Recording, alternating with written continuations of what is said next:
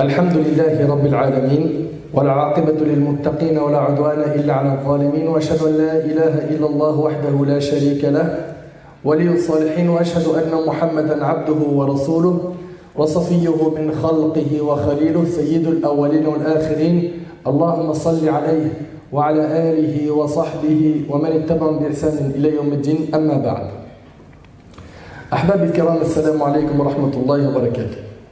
Aujourd'hui, avec l'aide d'Allah Tabarak wa Ta'ala, on va parler de l'argent gagné de manière illicite. L'argent gagné de manière illicite. Sachez, Ahbab al-Kiram, qu'Allah Tabarak wa Ta'ala a rendu obligatoire le fait de gagner son argent de manière licite. Ce n'est pas une option. Nous, en tant que musulmans, on est régi par Al-Qur'an et Al-Sunnah. Le livre d'Allah et la Sunna du prophète sallallahu alayhi wa sallam. Et on retrouve dans les textes coraniques et dans les textes du prophète sallallahu alayhi wa sallam l'obligation de gagner son argent de manière licite et des mises en garde sévères concernant le fait de gagner son argent de manière illicite. Donc mon frère, tu veux te vêtir, tu veux manger, tu veux boire, tu vas avoir beaucoup d'argent, pas de problème.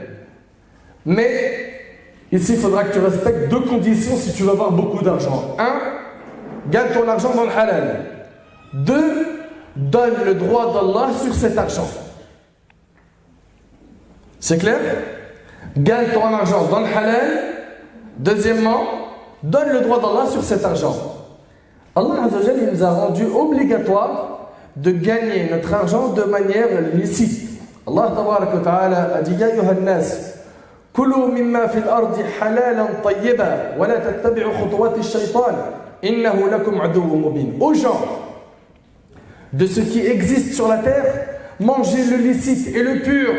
Ne suivez point les pas du diable, car il est vraiment pour vous un ennemi déclaré. Allah Tabarak wa Ta'ala dit également Fakulu mimma razaqakumullahu halalan tayyiba. Mangez donc ce qu'Allah vous a attribué de licite et de bon et soyez reconnaissants pour les bienfaits d'Allah si c'est lui que vous adorez. Notre religion vous a interdit de gagner l'argent de manière illicite car l'argent sale, et je vais l'appeler comme ça dans ce dars, l'argent sale est une source de malheur, d'épreuve, d'assombrissement du cœur. L'argent sale éteint la lumière de la foi. L'argent sale attire la colère d'Allah. L'argent sale peut te faire rentrer dans le feu de l'enfer. Wal'iyadu billah. L'argent sale empêche l'exaucement du dua. Ça attire la colère d'Allah. L'argent sale a des conséquences néfastes, douloureuses sur toute la société dans laquelle nous vivons. Car à cause de l'argent sale, les comportements se détériorent. Les gens se retrouvent à voler, à verser des pots de vin. Vous connaissez le rachwa, à arnaquer, à voler, à se mettre en colère et à être violent. Le prophète sallallahu alayhi wa sallam, il y a 1400 ans, il a annoncé qu'il viendra une époque où les gens ne se soucieront plus de la manière dont ils ont gagné leur argent. C'est-à-dire qu'aujourd'hui, illa man rahim Allah, sauf ceux à qui Allah fait miséricorde, il y a plein de gens qui se fichent de savoir si ce qu'il a gagné, il a gagné de manière licite ou non. Et combien vont tomber dans les transactions et les relations douteuses. Et c'est pas l'argent est halal ou pas, c'est douteux, c'est pas grave. Puis petit à petit, le douteux c'est pas grave, le haram aussi, pour lui ça devient quelque chose de banal. Selon Abu Hurayra radiyallahu anhu, le prophète sallallahu alayhi wa sallam a dit une époque arrivera pendant laquelle l'homme ne se souciera pas de quelle façon il gagnera l'argent, de façon licite ou illicite, rapportée par Bukhari Muslim. Et vous savez la catastrophe dans tout ça, c'est qu'on a même des gens qui aujourd'hui travaillent pour Iblis au point où ils cherchent à faire passer le halal en haram et le haram en halal. On a des gens dans notre communauté qui ne comprennent pas pourquoi on les blâme. Parce qu'ils incitent à jouer au jeu de hasard. Les pronostiqueurs, Tu lui dis, mon frère, mais qu'est-ce que tu es en train de faire là? T'as une audience sur Instagram, t'as une audience sur YouTube, et taqillah, crains Allah. Et lui, il dit quoi? Il dit, mais qu'est-ce qui t'arrive, mon frère? Laisse-moi tranquille. Tu vas commencer à faire les discours là, t'as les rappels là, des muses. Des muses. Pourquoi monsieur n'est pas un muse? Ça veut dire quoi ça, les rappels des muses? Toi, t'es quoi? Dis-nous si t'as basculé ailleurs. Mais à partir du moment où tu es musulman, tu es régi par les paroles d'Allah et du prophète sallallahu alayhi wa sallam. Subhanallah.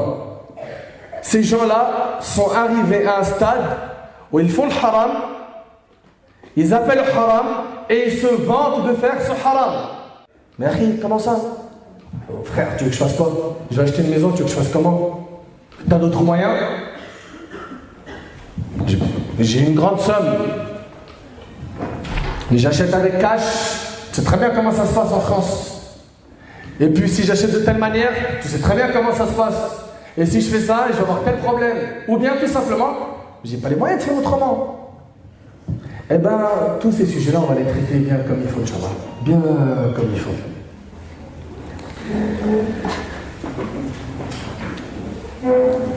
Voyons ensemble les causes du gain de l'argent sale.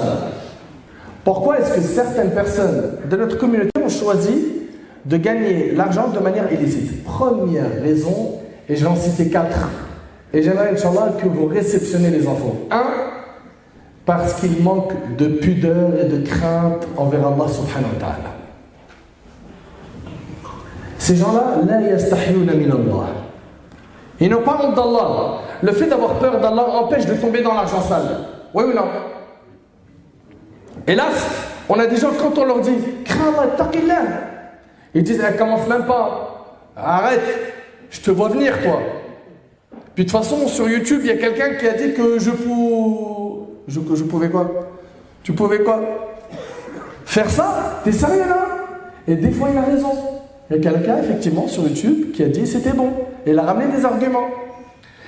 Allah tabaraka wa ta'ala nous parle de ce type de personne. Quand on lui dit taqillah, il devient orgueilleux. Et c'est quoi l'orgueil? Le prophète sallallahu alayhi wa sallam, il a dit l'orgueil, c'est batarul haq wa ghamtun nas. C'est le fait de refuser la vérité et de mépriser les gens. Et ces gens-là refusent la vérité. Allah azza wa jalla nous dit wa idha qila lahu taqillah akhadhathu al-'izzatu bil-ithm fahasbuhu jahannam wa la bi'sa al-mihad. Quand on lui dit redoute Allah, aie peur d'Allah, crains Allah, l'orgueil criminel s'empare de lui. L'orgueil criminel s'empare de lui. L'enfer lui suffira. L'enfer lui suffira. Et quel mauvais lit, certes. Allahu Akbar. Toi qui dis, laisse-moi tranquille, ne me fais pas de rappel. J'ai pas envie d'écouter ces preuves. Quand tu sais que tu as fait un gros coup, un coup dans le haram, t'as peur de quoi? Des représailles. T'as peur d'une grosse embrouille, de te faire tirer dessus, de te faire attraper par la police. Dans ta vie, t'as peur de certaines choses. T'as peur de la maladie, t'as peur de mourir de faim. Tu as cette peur. Mais il y a une peur qui te manque, c'est d'avoir peur d'Allah. T'as peur de pas mal de choses à part Allah subhanahu wa ta'ala. T'as peur de certains humains. T'as peur que ton patron te vire parce qu'il n'apprécie pas ton travail.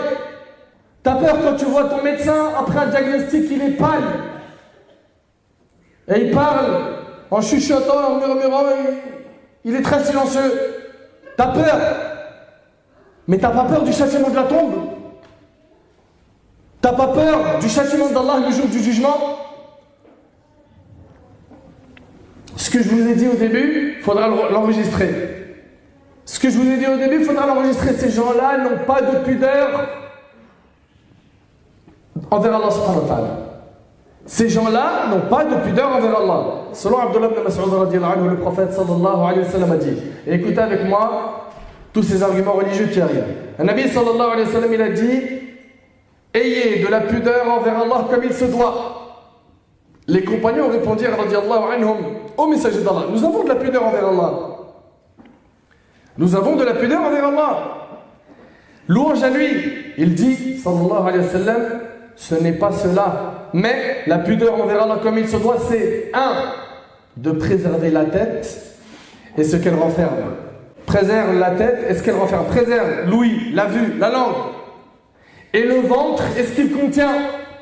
Attention à ne pas faire rentrer dans ton ventre al-amwal al-muharrama, l'argent sale. Et que tu te rappelles la mort et la décomposition du corps. Quiconque désire le bien dans l'au-delà, délaisse les ornements de ce monde. Celui qui agit de la sorte aura effectivement concrétisé la pudeur envers Allah, rapporté par l'imam Ahmad et Tirmidhi. Et Abu Mas'ud, Uqba ibn Amir al-Ansari, radiyallahu anhu, a dit, et Uqba ibn Mas'ud, et Abu Mas'ud, Uqba ibn Amir al-Ansari, radiyallahu anhu, a dit, l'envoyé d'Allah alayhi salatu wassalam a dit, certes, de tout ce que les gens saisissent d'antiques paroles prophétiques, la première est, si tu n'as pas de pudeur, fais ce que tu veux.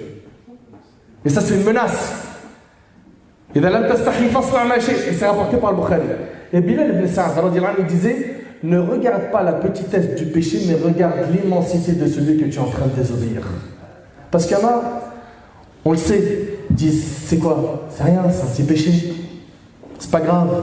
Non, n'aie pas ce réflexe. Regarde pas la petitesse du péché, mais l'immensité de celui que tu es en train de désobéir. Abdullah ibn Mas'ud, il a dit, c'est rapporté par l'imam al-Bukhari, que le croyant, quand il fait un péché, il est tellement dans une panique qu'il a l'impression qu'une montagne va s'écrouler sur lui. Tellement il a peur d'Allah subhanahu wa ta'ala. Et l'hypocrite, quand il fait un péché, c'est comme s'il y avait une mouche qui passe sur son nez et qui lui fait un geste comme cela pour la repousser avec sa main. Anas ibn Malik radiyallahu anhu, il s'adresse à qui? Aux tabi'in, la génération qui est venue après les compagnons. Et il leur dit à eux, il leur dit, certes, vous faites des choses qui sont à vos yeux plus fines qu'un cheveu. Mais nous, à l'époque du prophète, nous comptions ces choses-là parmi ce qui fait tomber dans la perdition.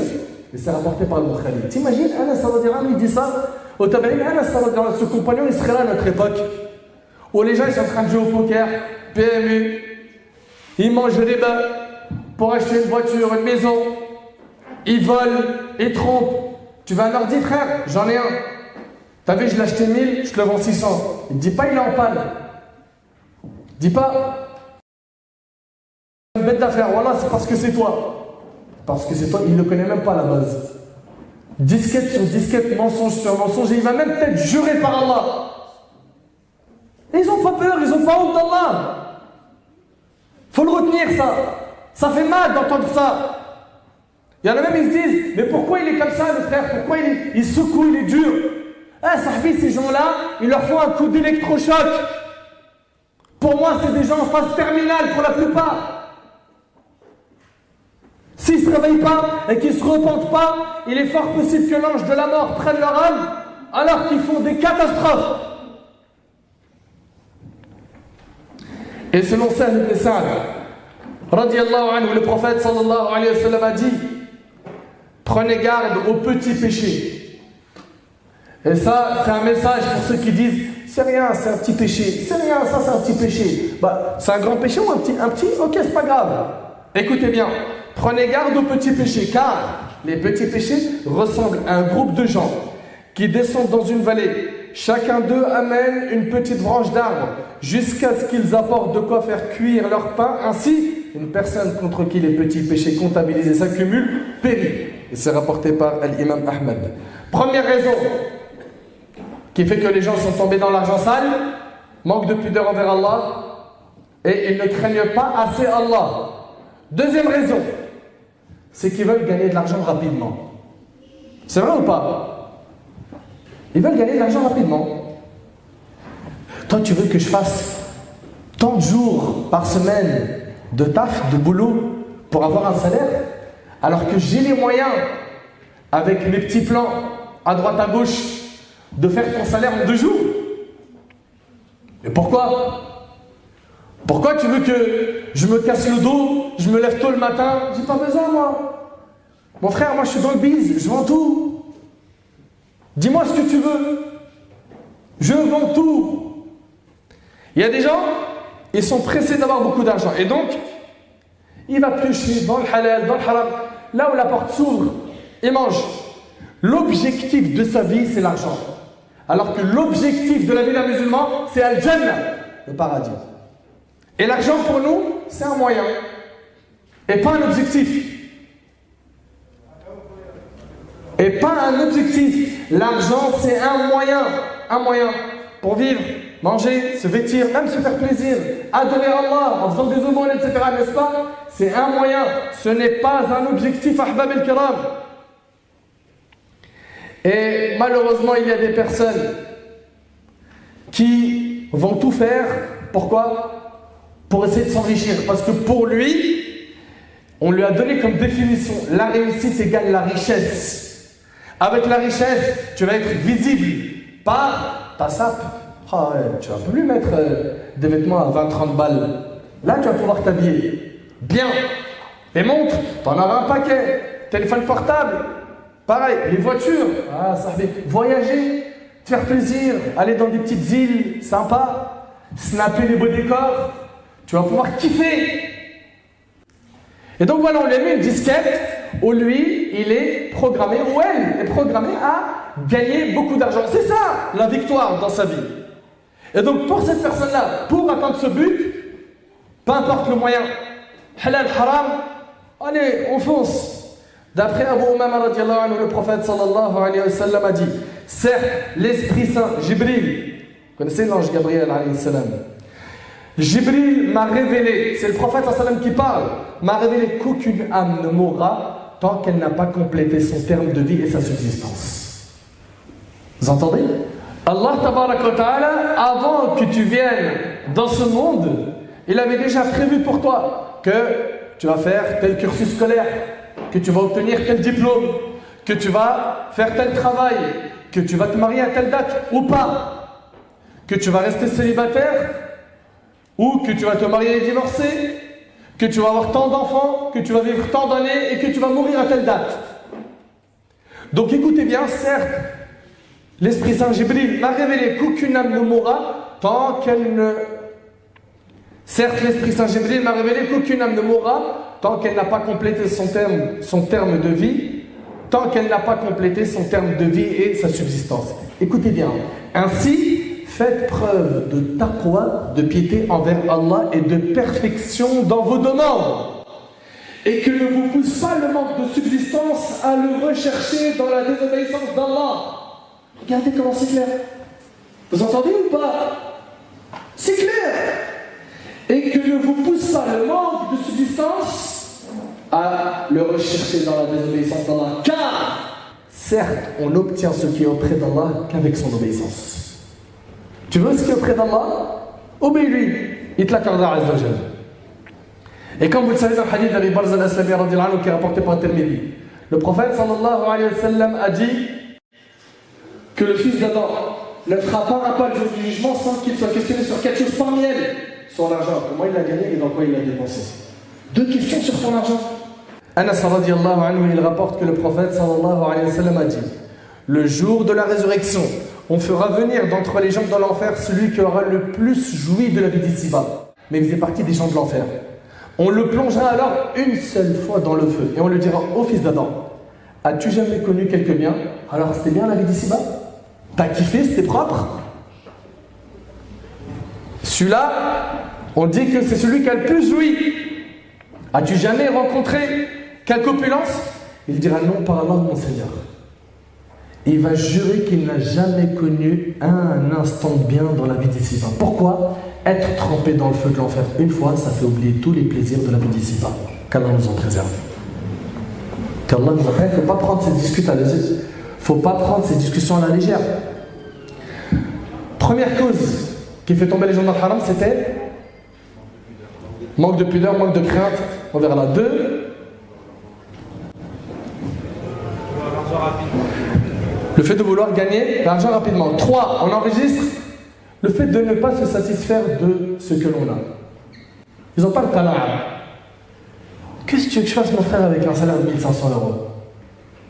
1500 euros. Je sais de quoi je vous parle. Hein. On a des jeunes dans certains quartiers, à peu près de 14 ans, qui vendent aujourd'hui de la cocaïne et qui font par jour 800 euros. En 2 jours, il fait le salaire de quelqu'un. lui dis, mais qu'est-ce que tu fais? Il dit, pourquoi tu veux que je travaille? Pourquoi aller au collège? Pourquoi tu veux que je travaille? Pourquoi tu veux que j'aille au collège? Ce qu'il fait lui en un mois, je le fais en 2 jours. Tu lui dis, mais frère, un petit peu avec la baraka d'Allah, avec la bénédiction d'Allah, tu dis à cette personne, un peu avec la bénédiction d'Allah, c'est mieux que beaucoup dans le haram. Il dit, vas-y, s'il te plaît, Allah yahfazak, laisse-moi. D'après Ka'b ibn Malik, le prophète sallallahu alayhi wa sallam a dit, 2 loups affamés que l'on envoie près d'un troupeau sont moins mauvais pour le troupeau que ne le sont pour la religion d'un homme, son obsession pour l'argent et la noblesse. Et c'est rapporté par Tirmidhi. Et dans le hadith d'Abi Huraira qui est rapporté par Tirmidhi, le prophète sallallahu alayhi wa sallam, parmi les conseils qu'il a donnés, il a dit, contente-toi de ce qu'Allah t'a donné, tu seras le plus riche des gens. Et on le dit, man qana'a shaba'a. C'est vrai ou pas? Sois satisfait de ce qu'Allah t'a donné. Dis alhamdulillah. Garde en tête qu'il y a des gens qui n'ont pas ces bienfaits que toi tu possèdes. Ils n'ont pas de logement, ils n'ont pas d'eau potable à disposition, ils ne mangent pas à leur faim, ils n'ont rien.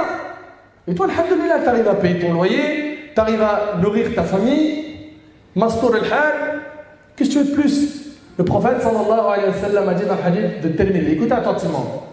Le Nabi alayhi wa sallam, il a dit, celui parmi vous qui se réveille en sécurité parmi les siens. C'est notre cas ou pas? Est-ce que vous vous réveillez, il y a des menaces par des hélicoptères, des gens qui veulent vous bombarder, etc. C'est pas le cas. Celui qui se réveille en sécurité parmi les siens. 2, étant en bonne santé, c'est-à-dire son corps ne souffre d'aucun mal. 3, et il a de quoi manger ce jour-là, c'est comme si on lui avait amassé les biens de ce monde. Tu as la santé, tu es en sécurité, tu as de quoi manger, alhamdulillah, t'es le meilleur. Mais c'est cette gourmandise là qui vous a aveuglé, qui a fait que vous piochez dans le haram. Et Abdullah ibn Mas'ud radiyallahu anhu, il rapporte que le prophète sallallahu alayhi wa sallam a dit, Allah a partagé entre vous les comportements, tout comme il a partagé votre subsistance. Et Allah donne ce bon monde à ceux qu'il aime et à ceux qu'il n'aime pas. Retiens ça. Ne dis pas parce que j'ai beaucoup d'argent, je suis automatiquement aimé par Allah. Faux. Allah il donne ce bon monde à ceux qu'il aime et à ceux qu'il n'aime pas. Allah donne ce bon monde à ceux qu'il aime et à ceux qu'il n'aime pas. Et il ne donne la religion qu'à ceux qu'il aime. Et ce hadith il est rapporté par Ahmed. Tu veux être riche? Pas de problème. Recherche la richesse du cœur. Selon Abu Huraira radiyallahu anhu, le prophète sallallahu alayhi wa sallam a dit, la richesse ne consiste pas en l'abondance des biens, mais la vraie richesse est celle de l'âme. Enrichis ton cœur par quoi? Par les paroles d'Allah et du prophète. Écoute des rappels, fréquente des pieux, écoute du Coran, va à la mosquée, apprends la religion, tu vas nourrir ton cœur. Et ce hadith-là, il est rapporté par Bukhari et Muslim. Mais hélas, les gens ne pensent plus à la purification du cœur, mais une seule chose, remplir leurs poches, au paraître, à la frime, à se montrer dans les réseaux sociaux. Regarde, t'as vu un peu les vêtements, t'as vu, regarde, on étale notre richesse, on se la raconte, on brise des milliers de cœurs, des gens qui n'ont pas les moyens. Ka'b ibn Iyad radiyallahu anhu rapporte, j'ai entendu dire le messager d'Allah sallallahu alayhi wa sallam, à chaque nation une tentation et la tentation de la mienne sera l'argent. Rapporté par Tirmidhi. Et selon Ibn Abbas et Anas radiyallahu anhu, le prophète sallallahu alayhi wa sallam a dit, si le fils d'Adam avait une vallée d'or, il en souhaiterait une deuxième. Gourmandise quand tu nous tiens. Il dit jamais c'est bon, stop, alhamdulillah, c'est bon, ça suffit. C'est pour ça, piétine ton ego, ton âme, et prends les rênes de ton âme, éduque ton âme à ne pas être quelqu'un qui est esclave de la dunya. Alhamdulillah, tu as une voiture qui roule, pourquoi tu veux le 2.0? Parce que cette porte de gourmandise, quand on l'ouvre, elle ne se ferme plus. C'est pour ça qu'il va falloir que tu domptes ton âme. Et vous savez, cette dunya, quand le prophète sallallahu alayhi wa sallam il en a parlé dans le hadith de Jabir, il est rapporté par Muslim, le Nabi sallallahu alayhi wa sallam, il traverse un marché, plein de gens sur ses côtés, et il y a un chevreau mort. Le prophète sallallahu alayhi wa sallam dit, qui parmi vous le veut pour 1 dirham? Ils ont dit, on n'en veut pas. À quoi est-ce qu'il va nous servir? C'est une bête morte, oui ou non? Et là, le prophète sallallahu alayhi wa sallam a dit, est-ce que vous le voulez? Là, il n'y a plus d'argent. Vous le voulez ou pas? Ils ont dit par Allah, s'il était vivant, ce serait déjà une honte de l'avoir à cause de ses petites oreilles. Qu'en est-il maintenant alors qu'il est mort? Et là, le prophète, il a dit, par Allah, ce bas monde a pour Allah moins de valeur qu'a pour vous ce chevreau mort. Et c'est rapporté par Muslim. Quatrième raison, le fait d'ignorer la gravité de l'argent illicite. Quatrième raison, le fait d'ignorer la gravité de gagner de l'argent illicite. Les gens n'apprennent tellement plus leur religion qu'ils ne savent même pas si leur travail il est halal ou haram. Il ne sait pas si ce qu'il gagne c'est halal ou haram. Si ce qu'il a acheté c'est halal ou haram. Si cette transaction est halal ou haram. Si le contrat qu'il vient de signer il est halal ou haram. Il ne sait pas. Ils n'apprennent plus la religion. On n'a plus le temps, mon frère. Il y a des vidéos à regarder sur YouTube. Tu es là, tu nous dis d'apprendre la religion. Sur Insta, on a des mecs qui font rire. On est obligé de suivre leurs vidéos, mon frère. Comment tu veux qu'on trouve un temps pour tout ça? Et puis tel chanteur, il vient de sortir le dernier clip. Si c'est pas moi qui est le premier à l'écouter, hein, et qui le récite à mes potes, ils n'ont plus le temps. Et bien vous savez, les compagnons du prophète sallallahu alayhi wa sallam étaient ceux qui craignaient le plus les gains illicites. Ils avaient même peur de tomber dans ce qui est douteux. Les Sahaba radiyallahu anhum, ils étaient vraiment impressionnants. Omar al-Khattab radiyallahu anhu, vous le connaissez? Ce grand compagnon, il dit, Ajib radiyallahu anhu, il dit, nous délaissions 9/10 du halal de peur de tomber dans l'illicite. Nous délaissions 9/10 du halal de peur de tomber dans l'illicite. C'est ce qu'on appelle al-wara. Ça, c'est un degré qui est au-dessus de at-taqwa, la piété. Al-wara, c'est plus technique. C'est de délaisser certaines choses qui sont halal, de peur de tomber dans le haram. Des choses dont tu ne te sens pas à l'aise quand tu les fais alors qu'ils peuvent être halal. Subhanallah. Ça, c'est un degré très élevé. Le prophète sallallahu alayhi wa sallam, un hadith il est rapporté par Bukhari Muslim, il rentre chez lui. Il trouve une date posée sur son lit. Une date. D'accord? J'ai pas dit un sandwich. Une date. Toi, tu rentres chez toi, tu trouves sur ton lit un bonbon. D'accord? Ou un jus, ou une bouteille d'eau. Tu vas poser la question, c'est qui, ça vient d'où? Tu manges ou tu bois? Tu vas pas te poser de questions. Subhanallah, le prophète sallallahu alayhi wa sallam, il a dit, c'est simplement parce que je crains que ça fait partie des aumônes, sinon je l'aurais mangé. Et il s'est abstenu de manger une date qui était sur son lit, une date qui était sur son lit. Pourquoi? Parce que les prophètes, ils n'ont pas le droit aux aumônes. Et il a dit, il y a peut-être une possibilité que ça fasse partie des aumônes, je m'en abstiens. Ça, c'est al-wara'. Et il faut tirer la Ummah vers al-wara'. Il faut lui lever son niveau spirituel. Qu'on arrête d'avoir des comportements tout fatigués. Abu Bakr radiallahu anhu. Et c'est rapporté par l'imam al-Bayhaqi. Vous connaissez très bien Abu Bakr as-Siddiq radiallahu anhu. Il avait un serviteur qui lui amenait tous les jours à manger. Un jour, son serviteur lui amène du lait à boire. Puis Abu Bakr radiallahu anhu lui demande, avec quel argent est-ce que tu as acheté ce lait? Avec quel argent tu as acheté ce lait? Et là, son serviteur lui dit, j'avais gagné de l'argent en faisant de la sorcellerie. C'est de l'argent halal ou haram, ça? Je vois, il n'y a pas unanimité. Il y en a, ils divergent ou quoi? L'argent du sahib, du sorcier, il est haram, n'est-ce pas? N'ayez pas peur, hein? Oui, c'est haram. Subhanallah, son serviteur lui a dit, j'avais gagné de l'argent en faisant de la sorcellerie dans ma période de jahiliya, avant l'islam. On me l'a remboursé et avec cet argent, je t'ai acheté du lait. Abu Bakr lui a dit, amène-moi un récipient et de l'eau. Puis il se mit à bord de l'eau et il a mis ses doigts dans sa gorge pour se faire vomir. Allahu Akbar. Il ne veut pas que dans son ventre il y ait quelque chose de provenance illicite. Vous écoutez? son serviteur lui a dit, Allah ne t'a pas demandé de faire ça.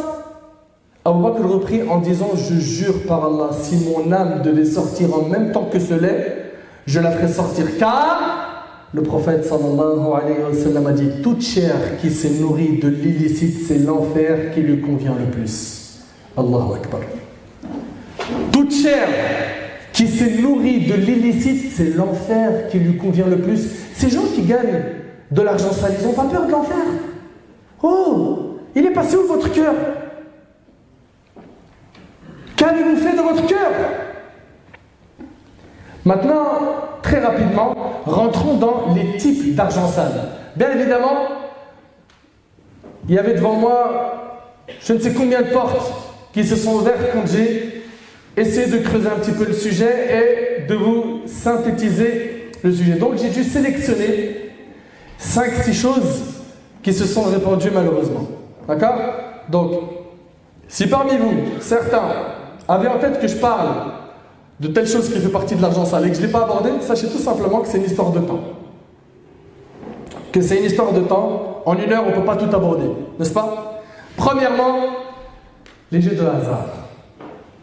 Paris sportifs, jeux de grattage, loto, poker, PMU, tiercé, casino, pronostiqueur. On montre aux gens sur Insta comment faire pour gagner de l'argent. Paris pour tel match. Télécharge telle application. Tu vas te faire de l'argent. Regarde, j'ai mis 100 €, j'ai gagné 500. Et c'est une équipe de mythos. Ces gens-là, normalement, vous avez du cerveau, vous savez comment ça se passe. À partir du moment où ils sont visibles dans les réseaux sociaux, comment ça se passe? Eh bien, ils ont cette porte qui s'ouvre à eux.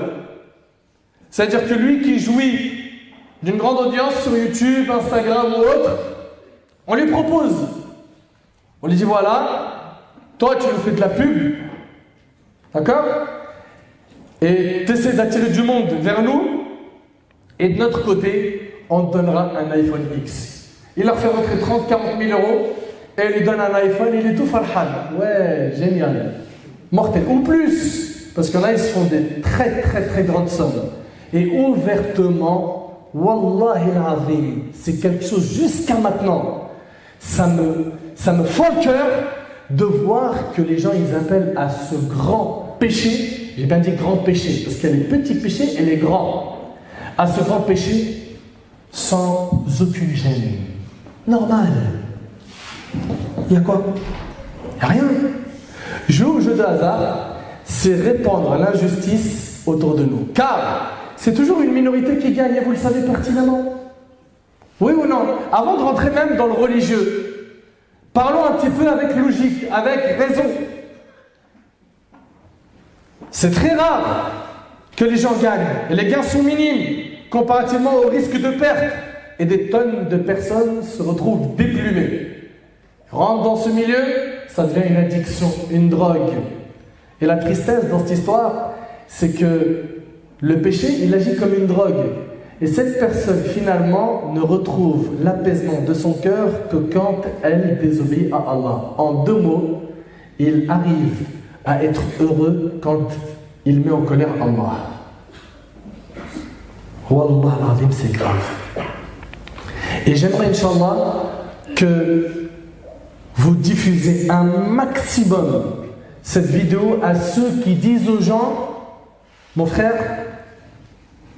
suis-moi, Paris foot, Paris sportif, ceci, cela, grattage, j'ai un plan, poker. Ces gens-là, il faut impérativement les stopper. C'est notre devoir. Comment? On leur diffuse ce que la religion dit à ce sujet. Il y a un frère, je l'ai rencontré physiquement. Wallahi, par Allah, c'est vrai. Il m'a dit, je suis suivi chez un psy, tellement les jeux de hasard m'ont détruit. Et j'ai perdu 300 000 €. Il a perdu 300 000 €. Ça, c'est une histoire que le frère m'a dit en face à face. Et des histoires comme ça, il y en a plein, à l'appel. Ils perdent tout leur argent. Certains finissent par des divorces. Ils déchirent leur famille. Des dépressions, des violences physiques. D'autres vont même jusqu'à se suicider. Ceux qui jouent à ces jeux en deviennent rapidement dépendants. Et il y a une sorte d'ivresse qui le prend. le faisant perdre progressivement sa conscience et son bon sens. Le jeu de hasard en islam est considéré comme un grand péché dans notre religion. Il faut impérativement s'en repentir dans l'immédiat. Et sachez que l'argent, chez un grand nombre de savants, cet argent qu'il a gagné de manière licite, il ne le garde pas, bien qu'il y ait une divergence. Il s'en débarrasse. Il s'en débarrasse. Pour ce qui est de la gravité de ce péché en islam, on peut déjà s'en faire une idée uniquement en lisant le passage suivant dans le Coran, où Allah tabaraka wa ta'ala nous dit: Ya ayyuhalladhina amanu, innamal khamr wal maisir wal ansab wal azlam rijsun min amal ash-shaytan fajtanibuhu la'allakum tuflihun. Oh les croyants, le vin, le jeu de hasard, alcool, on sait que c'est un grand péché, c'est haram, oui ou non? Après, il y a tout de suite quoi? Jeu de hasard. Les pierres dressées, les flèches de divination ne sont qu'une abomination, œuvre du diable. Oh, tu me coûtes plus, mon frère. Allah, il te dit que ça, c'est des œuvres du diable.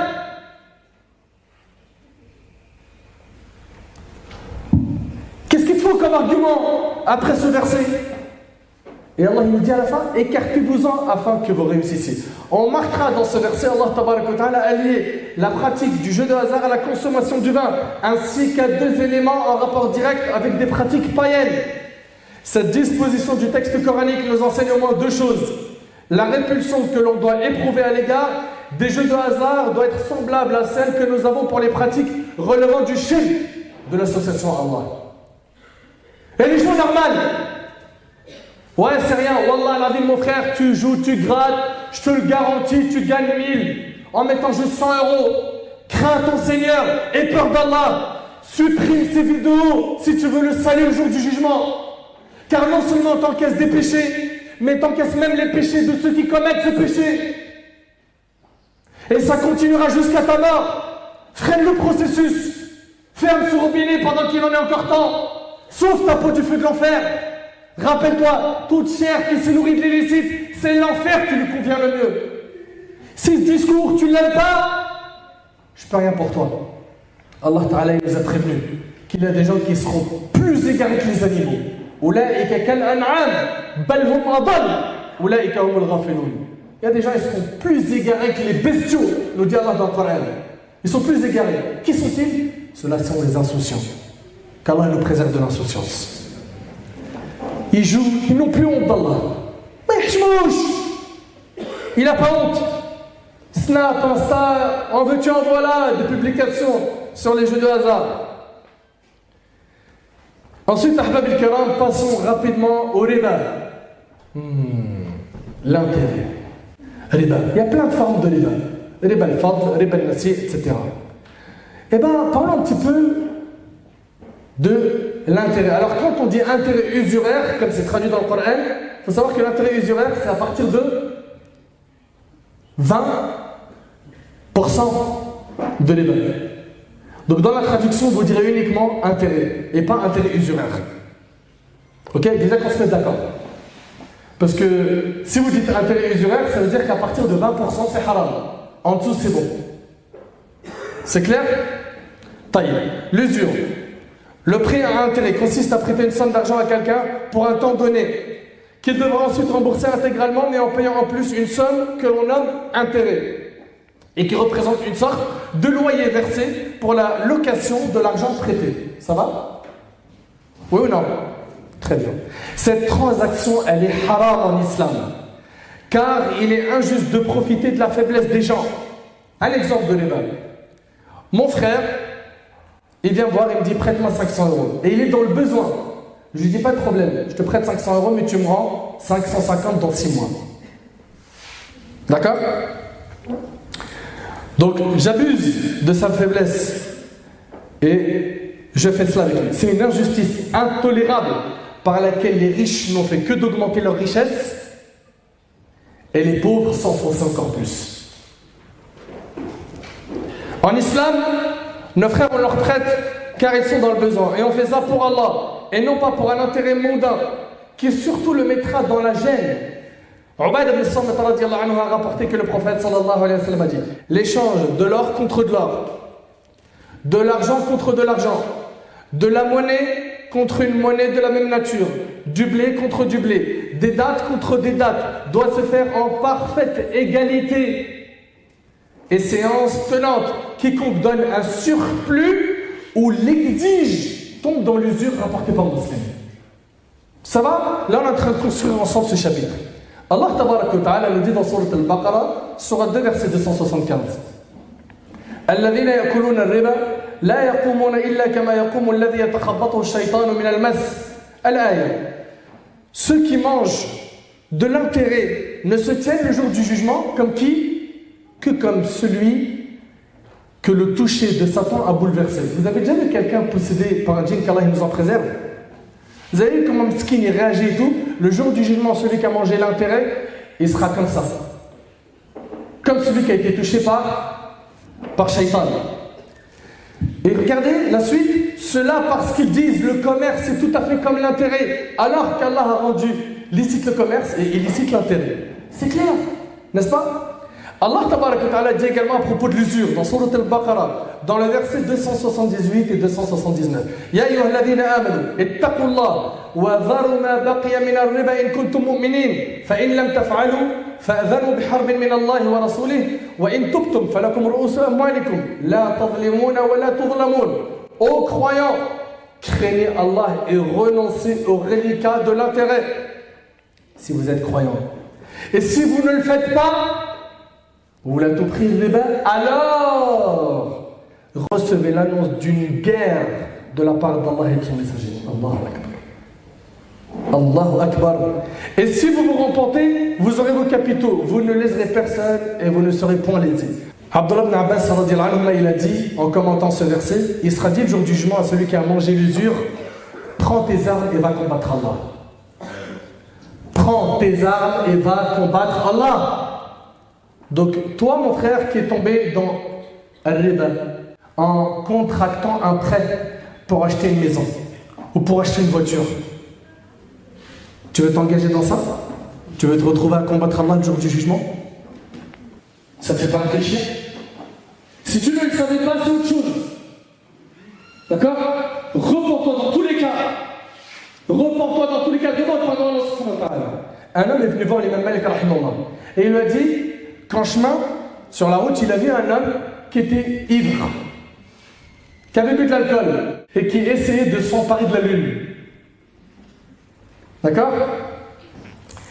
Et il a dit, écoutez bien, cet homme-là a dit, ma femme est répudiée s'il y a en islam un péché plus grand que l'alcool. Ma femme, elle est répudiée s'il y a un péché plus grand que l'alcool. Il est parti voir l'imam Malik rahimahullah. Et il lui a posé la question, ce qui est plus grand que l'alcool? L'imam Malik rahimahullah lui a dit, laisse-moi voir cela et je t'en dirai plus. Le lendemain, l'imam Malik rahimahullah lui a dit, ton épouse est divorcée. Il a dit, j'ai regardé dans le livre d'Allah et la sunna du messager d'Allah sallallahu alayhi wa sallam et je n'ai pas trouvé pire que le riba, l'usure, car Allah a déclaré la guerre à son auteur. C'est l'imam Malik rahimahullah qui dit ça. Alors on a des gens qui vont nous dire, mon frère, payer un loyer, c'est jeter son argent par la fenêtre. Tu prends un crédit au bout de 20-30 ans, ce que tu aurais payé en loyer, finalement ça devient quoi? Une propriété, c'est à toi. Tu as ton jardin, tu peux faire un barbecue, les enfants ils ont de l'espace, ils peuvent courir, tu ne déranges pas les voisins, n'est-ce pas? C'est ça. Premièrement, en islam, ce n'est pas une obligation religieuse d'acheter un logement. D'être propriétaire, ce n'est pas une obligation religieuse. On est d'accord dessus ou pas? C'est bon? Ok. Après, ça ne veut pas dire par là qu'on n'a pas le droit d'avoir un beau logement, un grand logement. Le prophète dans le hadith de Saad qui est rapporté par Ibn Hibban, il a dit 4 choses font partie du bonheur, parmi elles, la maison spacieuse. Mais à condition que tu l'aies gagnée de manière licite. Ok? La condition, c'est que tu aies gagné ton argent de manière licite et que tu aies acheté de manière licite. Très bien. Cette histoire de tu jettes ton argent par la fenêtre. Ah bon? T'as pas un service en contrepartie quand tu payes le loyer? Non? T'en as pas. T'as pas un endroit sécurisé pour toi et ta famille? Où tu peux ranger tes vêtements, avoir le chauffage quand il faut, ranger ta nourriture, etc. Tout ça, c'est pas des services Compte si tu étais dans un hôtel pas cher, avec le même nombre de personnes qu'il y a dans ta famille. Famille de 2, 3, 4 personnes. Tu paierais combien en un mois? Donc finalement, tu es dans la norme. Tu es dans la norme. D'accord? Et puis ceux qui nous disent, en achetant, voilà, tu te détaches de ces boulets que tu as au pied, là, le loyer, etc. Ah ouais? À ces personnes-là, on leur dit, mais quand tu achètes une maison avec crédit, bah, tu as tant d'argent à payer par mois, ok?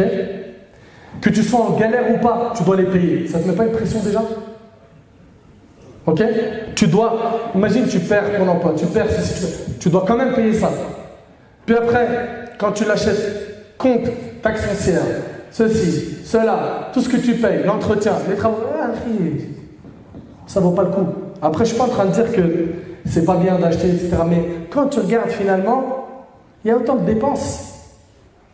Il y a des dépenses de ce côté, de l'autre. Après, c'est lui qu'Allah subhanahu qui il lui a donné. Et c'est facile, c'est aisé pour lui. Surtout, qu'Allah il facilite, qu'il lui a quand même plus grand que cela. Dans le halal. Ok? Mais le souci, vous savez, c'est quoi? C'est que s'engager dans ça, c'est trop risqué. C'est trop risqué. Tu peux te retrouver à combattre Allah le jour du jugement. Et regardez ce qu'il nous dit le prophète sallallahu alayhi wa sallam. Dans le hadith d'Ibn Majah, Abu Huraira il rapporte que le prophète sallallahu alayhi wa sallam a dit: l'usure se présente sous 99 formes, dont la moins grave équivaut au fait qu'un homme commette la fornication avec sa mère.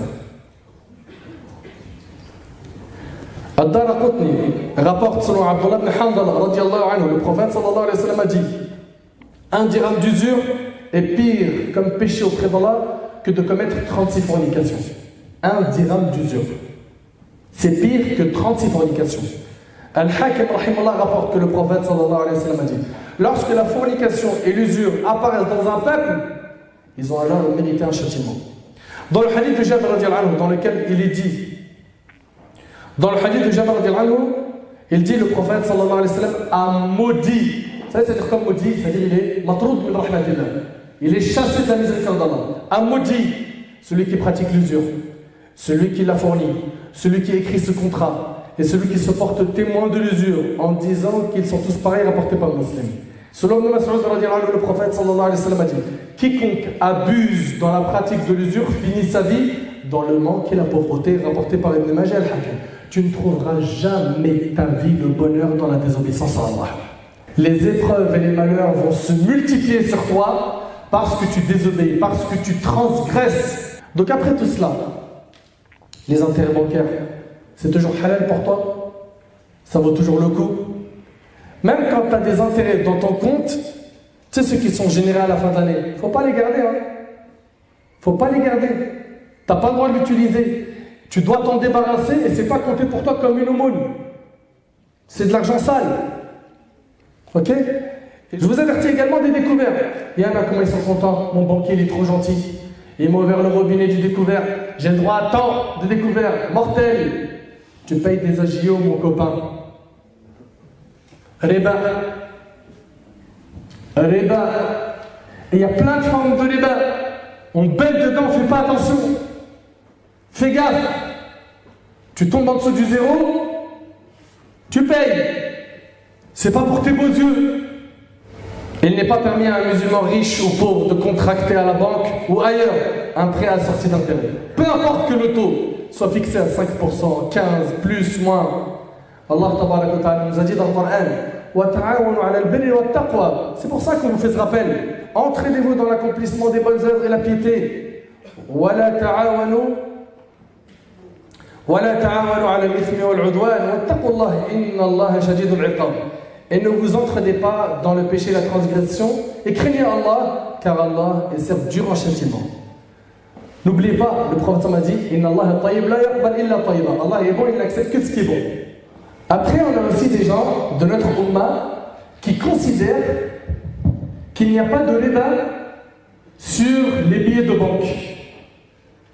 Et ils vont dire sur YouTube, tu trouves ça? Et ils vont dire en fait que le riba c'est sur l'or et l'argent. Et donc il n'y a pas de riba sur les billets de banque.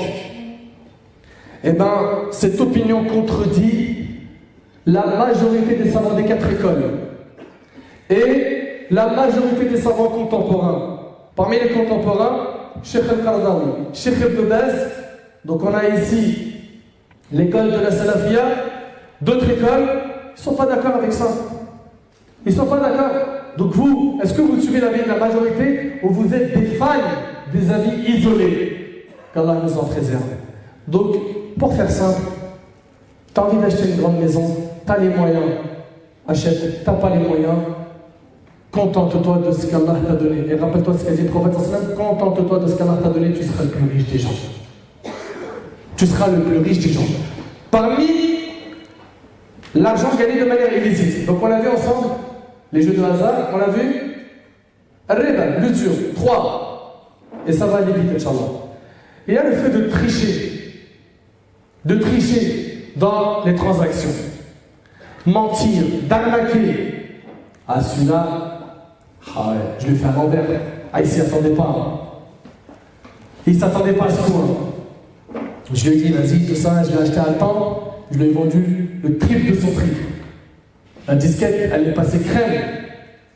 Et aujourd'hui, en plus, les gens qui volent, à l'époque, qu'est-ce qu'ils faisaient? Ils étaient en bas des immeubles. Frère, tu n'as pas un téléphone? Ou il avait un scooter ou un truc. Frère, tu n'es pas intéressé par un T-Max? Là, c'est pareil. Le Bon Coin fait le boulot. On met ça sur le Bon Coin, et c'est bon, ça prend une nouvelle forme. C'est carré, c'est sérieux.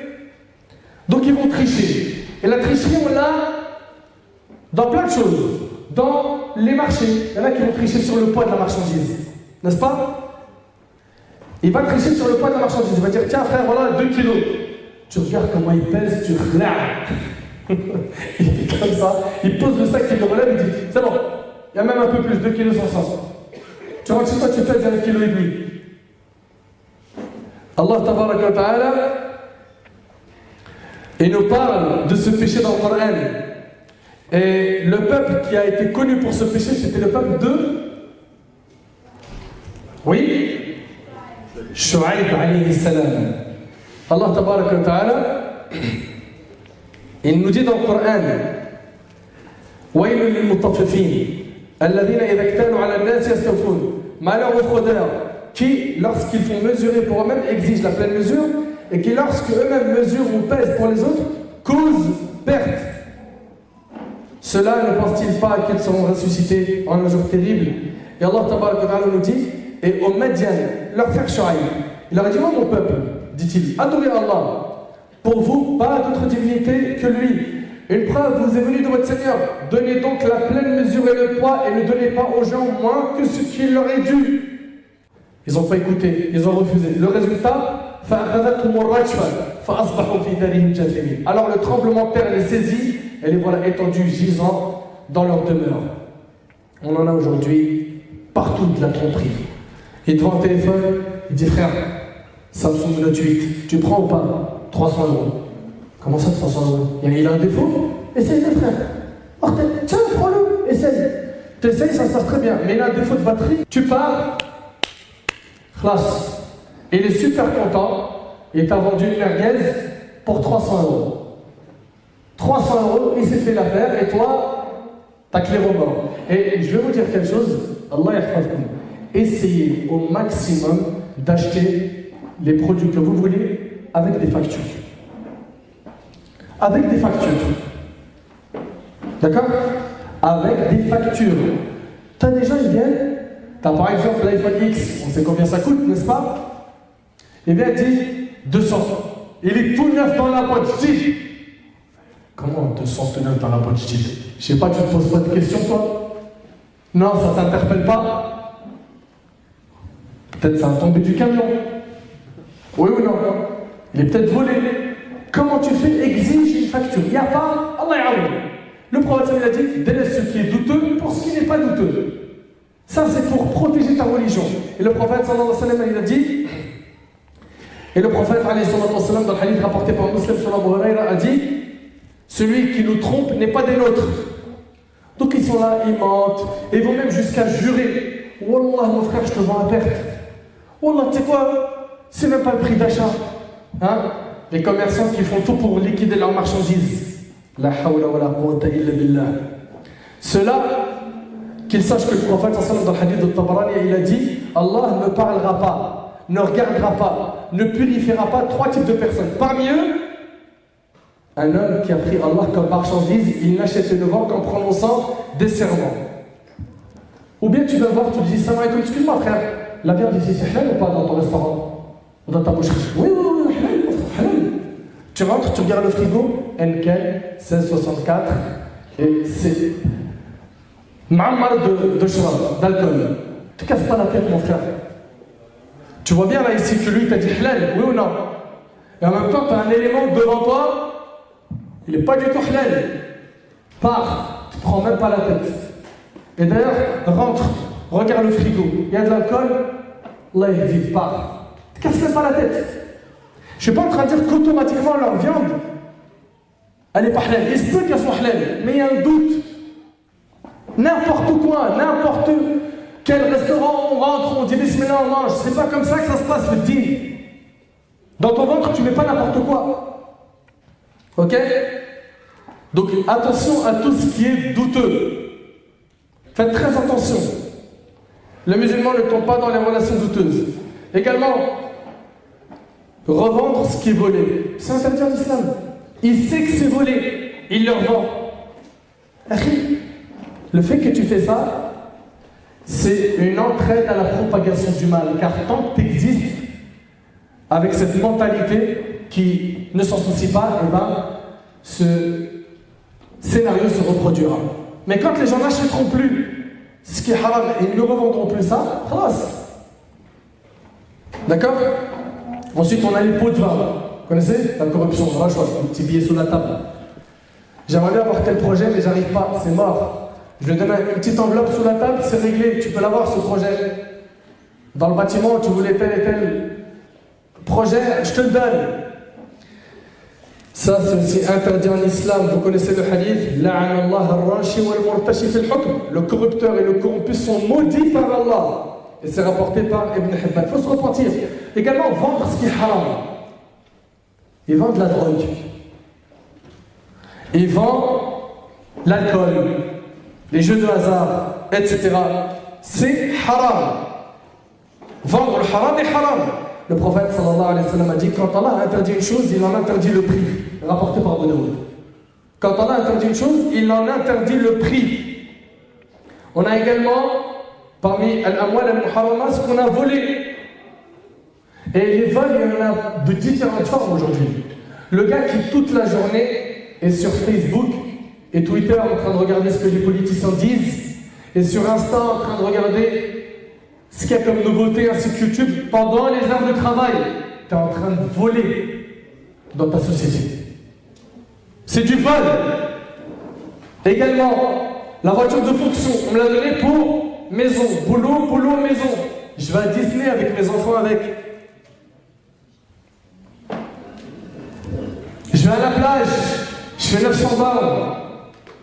J'utilise la voiture de fonction. T'as pas le feu vert de la société, t'as pas le droit. C'est du vol. Alors, bien évidemment, sans compter carjacking, homejacking, vol à l'arraché, tous ces trucs-là. Là. Aujourd'hui, ils sont là, les petits jeunes, scooters, une voiture qui passe, boum, on casse la fenêtre, on prend le sac à main, et Miskina, la vieille dame ou le monsieur, il crie au secours, il y a des bouchons, le scooter, il part. Il part. Le prophète nous a dit que l'injustice se transformera en ténèbres le jour du jugement. Et l'injuste, tôt ou tard, il paye sur terre. Et le prophète il a dit, et ce hadith-là, il est fort. Et il est dur à entendre. Il a dit qu'Allah maudisse le voleur. Qu'Allah maudisse le voleur. C'est rapporté par Al-Bukhari, selon Abu Huraira. Et Khawla bint Amr al-Ansari, l'épouse de Hamza, radiallahu anhu, a dit, j'ai entendu le prophète sallallahu alayhi wa sallam dire, il y a des gens qui disposent à tort et à travers de biens auxquels ils n'ont pas le droit. Ils auront l'enfer le jour de la résurrection, rapporté par le Bukhari. Ça vole partout. Soyez très vigilants. Et là, une parenthèse. Et j'aimerais qu'on n'associe pas ça tout de suite au vol. Bien qu'il se peut qu'une minorité malhonnête tombe dans ça. Les gens aujourd'hui qui vous demandent, s'il te plaît, on a fait une petite récolte pour aider telle voisine ou telle personne du quartier qui est en galère. Faites-y attention. Faites-y attention. Il se peut que ce soit un mensonge. Demandez des vérifications chaque fois, des justificatifs, des preuves, une traçabilité. C'est votre droit. D'accord? Comme ça. Et puis aujourd'hui, ça se transforme en cagnotte litchi, et l'oiseau, cotise up, n'est-ce pas? Une cagnotte démarre, et t'as un loup derrière la cagnotte.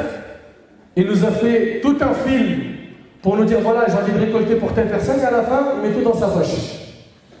Ou il ne donne pas la quantité totale à la personne en besoin.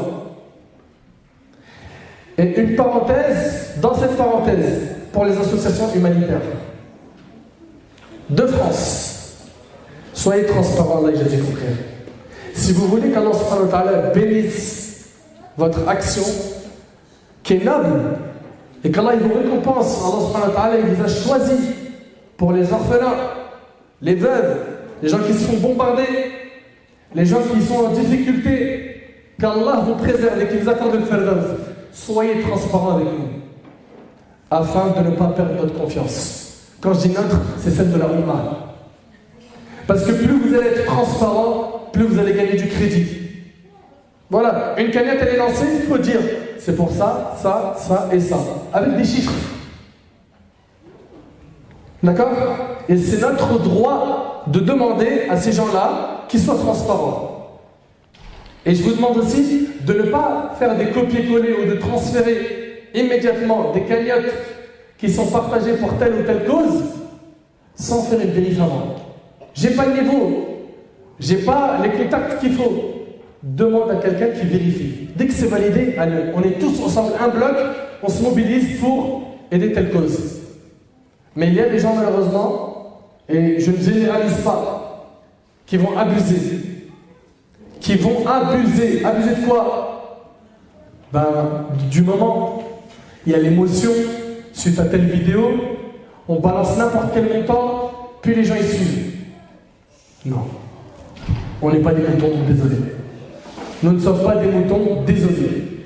Donc vous, qui faites un énorme travail, soyez très transparents. Et pareil pour les mosquées. Toutes les jours, il y a des récoltes. On n'a jamais d'affichage, on ne sait jamais ils en sont où. Ils ont des travaux à faire, on ne sait jamais, ça fait 20-30 ans, donnez Sabilillah pour votre mosquée. Vous en êtes où? Vous avez fait quoi de l'argent récolté depuis des années? Nous, on est pour que votre projet aboutisse. Mais soyez transparents. Wallahi, c'est pour votre bien.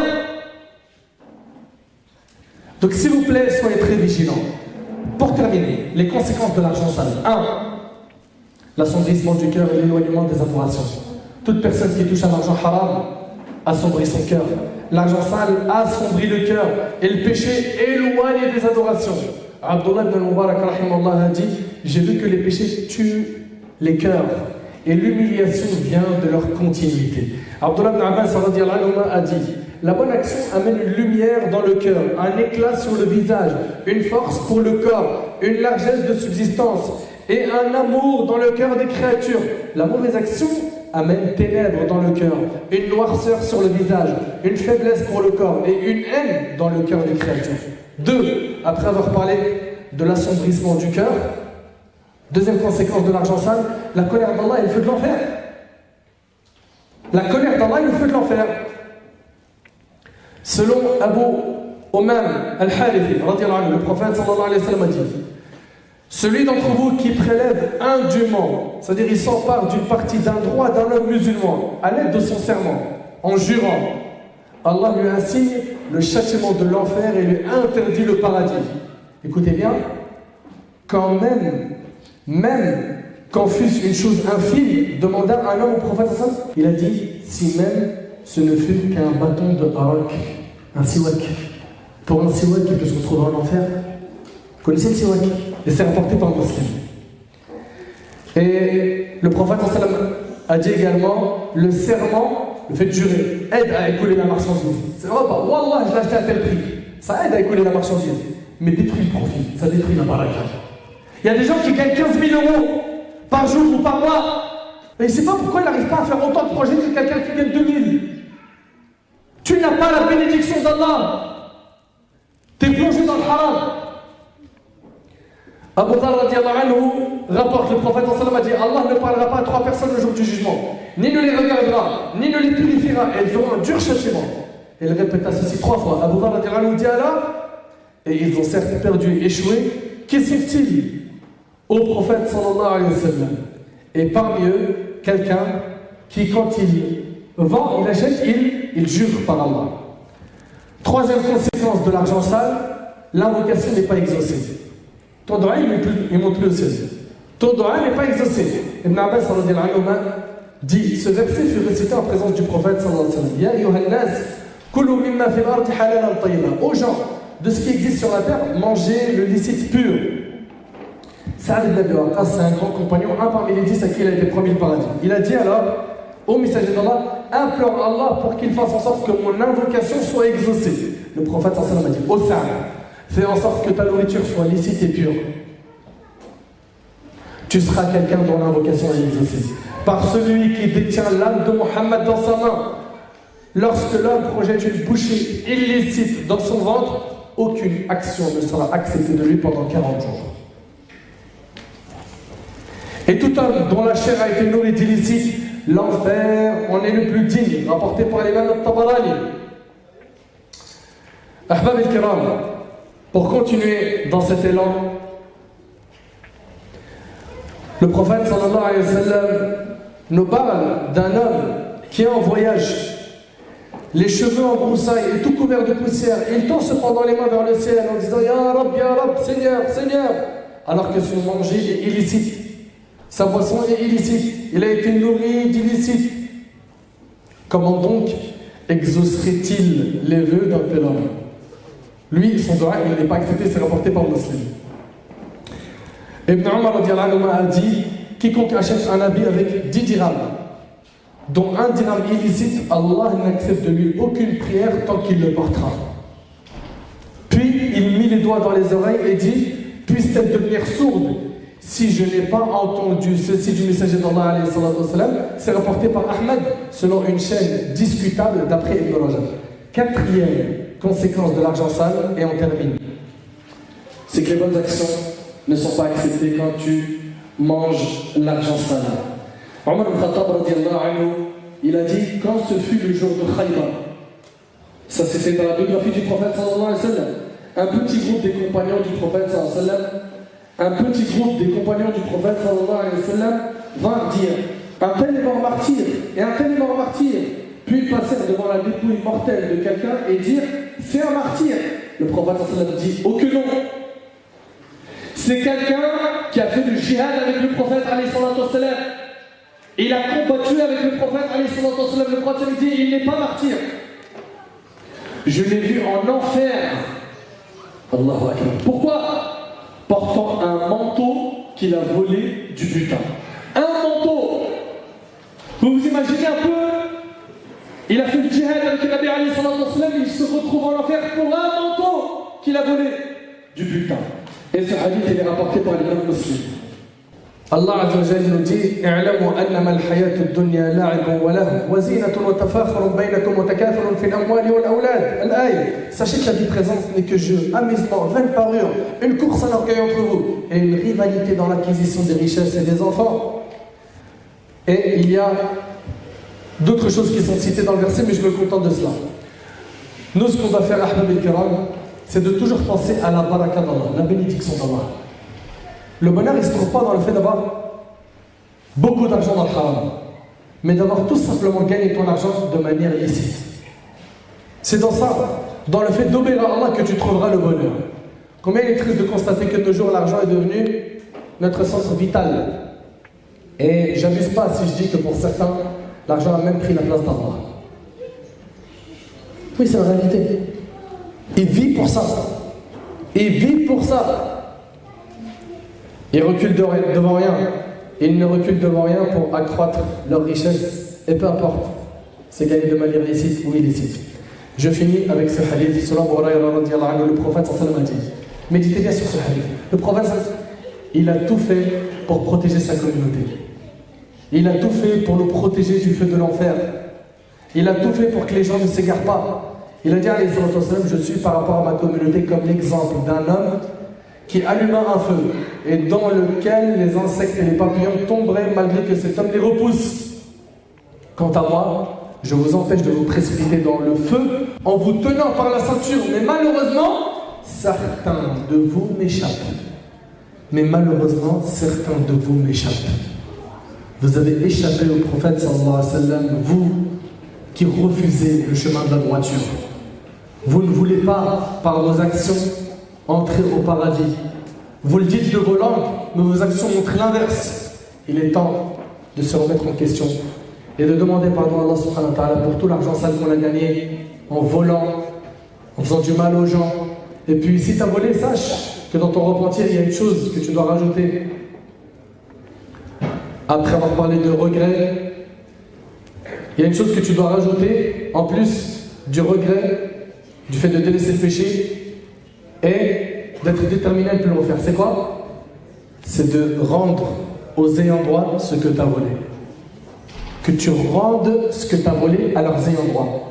Je mène une enquête pour les trouver. Il faut que je fasse le nécessaire pour les retrouver et leur rendre ce que je leur ai pris injustement. Je ne les trouve plus, il n'y a plus de piste du tout. Je regarde combien coûte ce que je leur ai pris et je fais une aumône dans l'intention de rembourser ces personnes-là afin que le jour du jugement, j'ai pas de problème avec eux. Qu'Allah tabaraka wa ta'ala nous éloigne de l'argent sale. Qu'Allah azza wa jal nous purifie le cœur. Qu'Allah subhanahu wa ta'ala améliore notre situation et nous ramène au chemin de la droiture. أسأل الله سبحانه وتعالى أن ينفعني بما قلت وأن ينفعكم بما سمعتم.